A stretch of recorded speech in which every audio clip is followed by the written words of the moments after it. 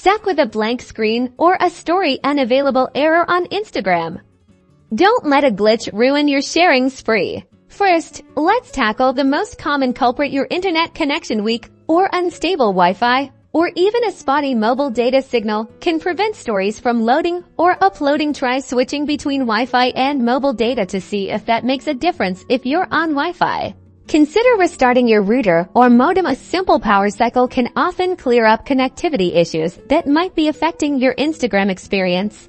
Next, ensure your Instagram app is up to date. Developers frequently release updates to fix bugs and improve performance, and an outdated app could be the reason your stories aren't working correctly. Head over to your device's app store, search for Instagram, and tap the update button if it's available. Sometimes, the issue isn't with your connection or the app itself, but with your account or privacy settings. If you've recently had your account restricted or flagged by Instagram, it can affect your ability to post or view stories. Check your account status within the Instagram app settings. Look for any notifications or warnings. Also, double-check who can see your stories. If your privacy settings are too restrictive, you might not be able to view them either.